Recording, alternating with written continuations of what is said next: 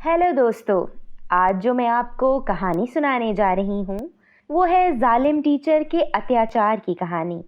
तो चलो कहानी शुरू करते हैं। संध्या एक सरकारी स्कूल में टीचर थी। उसको हर साल जो भी क्लास मिलती वो उस पर इतना अत्याचार करती कि बच्चे बेचारे कानों को हाथ लगाते, मगर प्रिंसिपल की रिश्तेदार होने के कारण कोई इसकी शिकायत ना लगाता। एक रोज़ उसने अपने ऑफिस में बच्चों को टेस्ट वापस करने के लिए बारी बारी बुलाया। पहले एक स्टूडेंट को बुलाया। अबे रोहन, इधर दफा हो, ये टेस्ट में क्या गुल खिला रखे हैं? 10 में से 4 नंबर लेकर क्या साबित करना चाहता है? स्कूल में मेरी साख खराब करेगा, ऐसा मैं होने नहीं दूंगी। नहीं टीचर जी, मैंने तो टेस्ट अच्छा दिया था। मैंने अपने जवाब बाद में बुक से मिलाए भी थे, सब ठीक थे। फिर कैसे मेरे 4 नंबर आए हैं? मेरा दिमाग खराब था जो 4 नंबर दिए हैं। मुझे तुझसे दुश्मनी जो निभानी थी, इस कारण 4 नंबर लिए हैं। क्या बिगाड़ लेगा मेरा अब तू? चल जाकर सीट पर बैठ।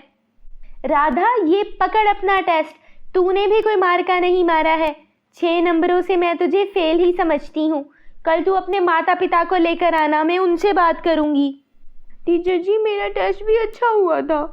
मेरे 6 नंबर बहुत कम है। मैंने तो सारे सवाल लिखे थे। हाँ, मैं ही नालायक हूँ। ऐसा करो, तुम टीचर बन जाओ और मुझे पढ़ाओ कि कैसे टेस्ट चेक करते हैं। पकड़ो ये टेस्ट और जाकर अपनी सीट पर बैठो। विजय, ये तुम्हारा टेस्ट। वाह भाई वाह, क्या शानदार टेस्ट दिया है, दिल खुश हो गया। इसे कहते हैं टेस्ट बच्चों। 10 में से पूरे 10 नंबर लिए हैं। मेरे बस में होता तो इससे ज्यादा नंबर दे देती। मगर टीचर जी, विजय ने तो टेस्ट में कुछ भी लिखा नहीं था, फिर कैसे उसके पूरे नंबर बनते हैं? तूने टेस्ट चेक किया है या मैंने? टीचर तू है या मैं हूँ? चल चल, मेरा दिमाग न खा। धन्यवाद टीचर जी, आपकी इन्हीं मेहरबानियों के कारण मैं इस साल भी टॉप करूँगा। हाँ, क्यों नहीं। तुम जैसा संस्कारी स्टूडेंट हो ना तो हर किसी के बस की बात नहीं है। तुम अपने पिता से कहना मुझसे मिलकर जाएं। आखिर जीत पर उनको मुबारकबाद तो बनती है ना। जी टीचर जी, ठीक है, वो कल आ जाएंगे। बेल होती है और सब बच्चे बाहर निकल जाते हैं। बाहर ग्राउंड में राधा काव्या से बात करती है। काव्या, क्या तुम्हें नहीं लगता कि टीचर संध्या हमारे साथ ज्यादती करती हैं? मैंने टेस्ट के सारे जवाब किताब से मिलाए हैं, सब ठीक है। और तुमने सुना ना कि रोहान भी ऐसा ही कह रहा था कि सब जवाब ठीक थे। हाँ राधा, टीचर संध्या ऐसे ही करती हैं, मगर एक बात की समझ नहीं आती।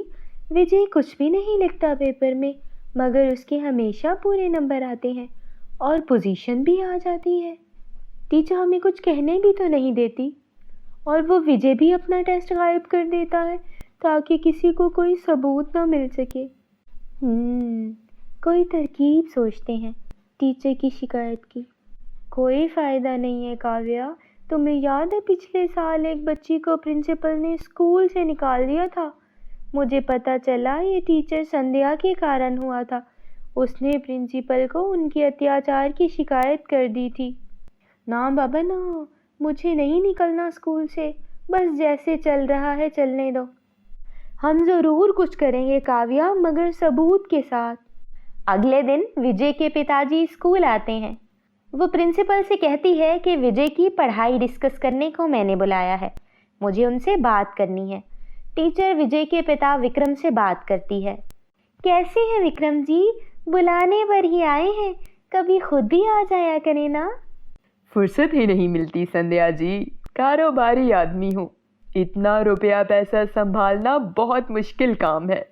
आप कभी कभार ही आ जाया करें विक्रम जी, और विजय की चिंता मत करें, इस बार भी उसकी पोजीशन पहली ही आएगी। तुम्हारे होते मुझे उसकी चिंता करने की ज़रूरत है ही नहीं संध्या, इसीलिए तो आना कम हो गया है। मुझे तुम पर भरोसा है। अब सालाना इम्तिहान सर पर है तो आना ही पड़ा। आपकी मेहरबानी है विक्रम जी, आप चिंता मत करें। इस बार के सालाना इम्तिहान भी मैं रोहान के पेपर से बदल दूंगी। विक्रम कुछ रकम संध्या के हाथ में पकड़ाता है और बाहर निकल जाता है।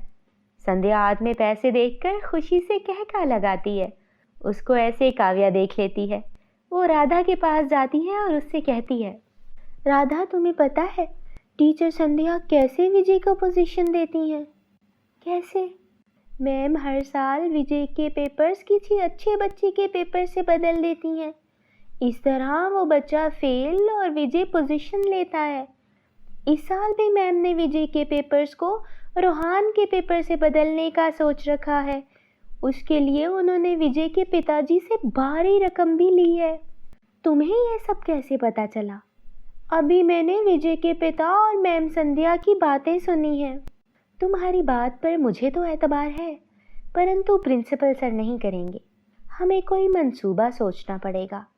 मेरे जहन में एक मंसूबा है, मगर उसके लिए हमें रोहान को साथ में लाना पड़ेगा। वो दोनों रोहान के पास जाती हैं, उसे सारा मंसूबा बताती हैं। इम्तिहान शुरू होते हैं और उसके बाद प्रिंसिपल सर रिजल्ट अनाउंस करते हैं। मैम संध्या के मंसूबे के मुताबिक पहली पोजीशन विजय की आती है और रोहान फेल हो जाता है। एन उसी वक्त रोहान खड़ा होता है और प्रिंसिपल सर से कहता है, प्रिंसिपल सर, मुझे आपसे कुछ कहना है। मेरे साथ चीटिंग हुई है, मैं फेल नहीं हो सकता। रोहान, तुम फेल हो गए हो। अब तुम अपनी नाकामी पर पर्दा डालने के लिए ये सब कह रहे हो। प्रिंसिपल सर, मैं अपने पेपर्स आपको दिखाना चाहता हूँ। मैं रिक्वेस्ट करता हूँ कि मेरे पेपर्स मंगवा कर देखे जाएं। मैं टीचर संध्या के कारण फेल हुआ हूँ। ये तुम क्या कह रहे हो रोहान? मैं तुम्हें क्यों फेल करूँगी? तुमने पेपर्स में कुछ लिखा ही नहीं था, और वैसे भी पेपर्स मैंने तो चेक किए ही नहीं। ऐसा कैसे हो सकता है? पेपर बनाता कोई और है और चेक भी दूसरे टीचर करते हैं। फिर कैसे संध्या मैम कुछ कर सकती हैं? ये उन पर इल्ज़ाम है। जी प्रिंसिपल सर, ये मुझ पर इल्ज़ाम है। मैं विनती करता हूँ सर कि मेरे और विजय के पेपर्स मंगवा दें। मैं साबित कर सकता हूँ कि विजय के पेपर्स मेरे हैं और मेरे नाम के पेपर्स विजय के हैं। जी सर, मैंने संध्या मैम और विजय के पिताजी की बातें सुनी थी। वो इनको भारी रकम देकर कह गए थे कि इस बार भी पोजीशन विजय की आनी चाहिए। नहीं सर, ये झूठ बोल रही है। मैंने इन्हें बस विजय की कारकर्दगी बताने को बुलाया था। प्रिंसिपल पेपर्स मंगवाता है। रोहान विजय के पेपर्स के हर कोने पर छोटा सा लिखा अपना नाम दिखाता है, जो उसने काव्या और राधा के साथ मंसूबे के बाद लिखा था।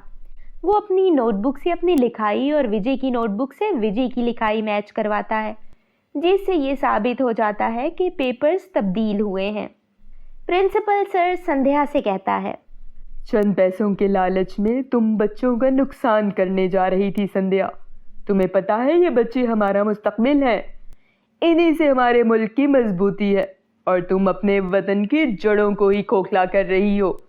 शर्म आती है तुम्हें टीचर कहते हुए। तुम निकल जाओ यहाँ से, कल से ड्यूटी पर मत आना। मुझे क्षमा कर दीजिए प्रिंसिपल सर, मैं आइंदा ऐसा नहीं करूँगी। मैं बच्चों को दिलो जान से पढ़ाऊँगी। मुझे एक मौका दे दें।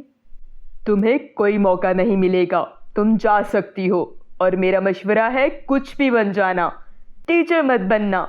ये पेशा तुम्हारे लायक नहीं। प्रिंसिपल सर उसको निकाल देते हैं। विजय को भी स्कूल से निकाल दिया जाता है। बच्चों की मेहनत का सिला उनको मिलने लगता है। तो दोस्तों, कैसी लगी हमारी आज की कहानी? अगर कहानी अच्छी लगी हो तो इसे लाइक कर दें और चैनल को सब्सक्राइब करें ताकि आप अच्छी अच्छी कहानियाँ सुन सकें।